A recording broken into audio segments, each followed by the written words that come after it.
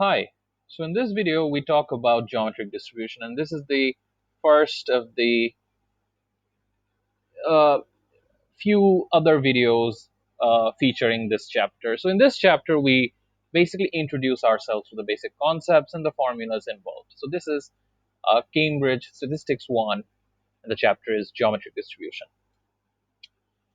So let's say you're playing a game with a few other players, and let's say it's a board game and you are throwing, and everyone is basically taking turns and throwing a dice. And let's say you can only start after you score your first six in your throws of dice. So you want to score a six as soon as possible. So that is the first thing you want to know. I mean, if you want to start the game, you want to score a six as soon as possible. All right. So you're taking turns throwing the dice, and until you score a six, you can't really start the game. So let's say you as a player, you're doing some mental math and you are trying to calculate some probabilities here, trying to get some numbers and try to get a feel of how this game is going to proceed. So initially, let's say you are trying to ask yourself of, about the probabilities of scoring your first six uh, in the game. So let's say you ask yourself, what is the probability that I will be scoring my first six? So I'll be scoring my first six on the dice on my first throw. And and keep in mind that you're taking turns. If you're not scoring a six on your first throw, the others will do it. Others will take turns, and then after everyone else has taken turns, the dice will come back to you, and you get your second throw. That's a second chance. And if that doesn't happen, again you take turns, and then you get a third chance and a fourth chance, and basically uh, you keep on taking turns until you get your first six. Let's say that's the game that we're playing. So you are calculating the probability that you score your first six on your first throw. Okay. And let's say this is an unbiased die with six sided. It's a hexagonal dice, and obviously the scores are 1 to 6. So if the probabilities are equally distributed, so the probability of you scoring a 6 in any throw is 1/3, and the probability, sorry, excuse me, uh, that's 1/6, 1 out of 6, and the probability that you do not score a six, let's call that not scoring a six, let's call that six prime, not a six, is 5/6. I think this makes sense. Basic probability if the dice is an unbiased dice. So you ask yourself, given these circumstances, given the idea that I'm playing with an unbiased dice, six sided, what is the probability that my first six is going to come out on my first throw? So if you think about it, that's 1/6. You take your throw, and guess what? You get a six. But then you also want to think about other numbers. You want to think about worst case scenarios. You want to get a feel of the probabilities that your first six, first six is on your second throw. Now, what does this imply? This implies that your first throw was a failure in the sense that it wasn't a six. And then when all the others have taken turns and it's finally your turn again, your second chance again, you take you take the dice and you throw it and you get a six. So not a six in my first throw and a six on my second. Let's say you also want to get a feel. So this is 5 out of 30. And let's say you want to get a feel of some other numbers, that the first 6 is on your third throw. What does this mean? The first throw is going to go bad, not a 6. The second throw is going to go bad as well. And then finally, on your third throw, you finally achieve success because you score a 6, and that's 1/6. So that's a 25 out of 216.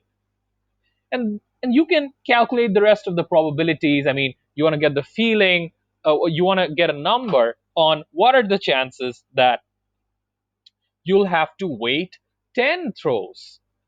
You'll have to wait 10 throws, 10 chances until you finally get a 6. You can even calculate that, right? If you follow the trend. In So this right here, where you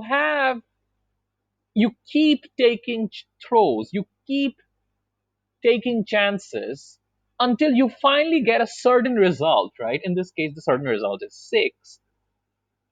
This is an example of geometric distribution. We say that the score of 6, or should I say, uh, the first 6 follows a geometric distribution, or this uh, the success of this particular game has a geometric distribution. Now, what this chapter is all about is calculating probabilities that you get a certain result the first time after a certain number of trials. Now, if you want to go into the specifics and try to formally get the concept, we need to look into some of the um, criteria that my variable has to satisfy if it is to follow geometric distribution. So let's take a look at what's written here. It says a discrete random variable x it is set to have a geometric distribution and is defined by parameter p, and we'll talk about this p in a bit, if this variable x meets the following criteria. And these are the conditions that must be met in order for your random variable x to have a geometric distribution. And what are these criteria?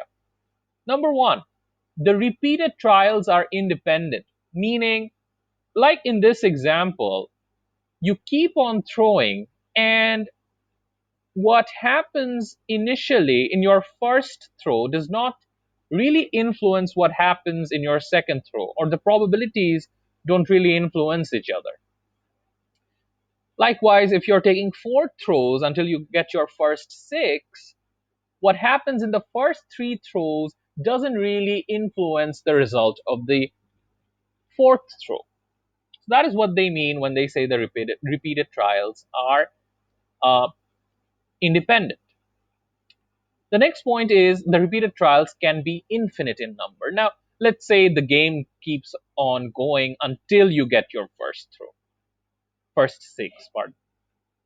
So that can be infinite. I mean, you keep on taking throws, you keep on doing these trials until you get that 6. So this number of trials that until which you get your first success may actually be a very large number. The third point is, and that is something, and hopefully that is something you've already noticed in this example, and that is there are only two possible outcomes: success and failure. So success is what I really want, and in this case, what I want is a score of 6.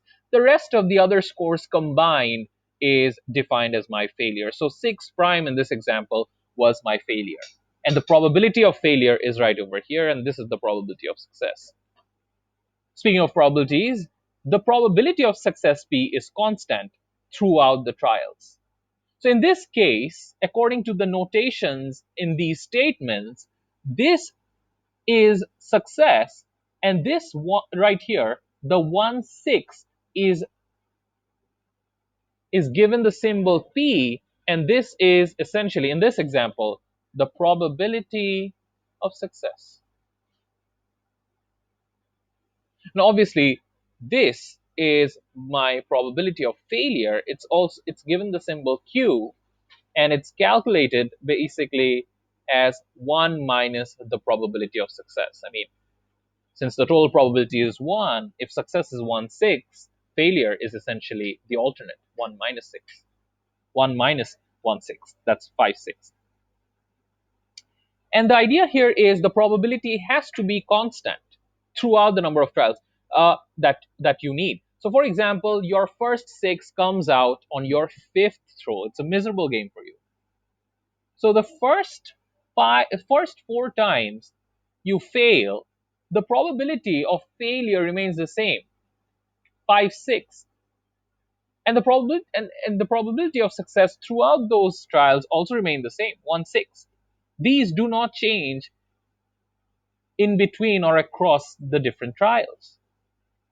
So these are the conditions that need to be met in order for your random variable x uh, to follow uh, or to have a geometric distribution. So before we jump to the formulas involved, and now that we know the conditions involved for geometric distribution, let's try to understand what's really happening here. If you want a success on your first trial, that's success straight away. That's P. If you want success on your second trial, you need to have failure on your first and then success on your second. And then if you want success on your third trial, or you want to find the probability that your first success comes on your third trial, what you want to do is you want to calculate failure happening on the first 2 trials, and then finally success happening on the third trial.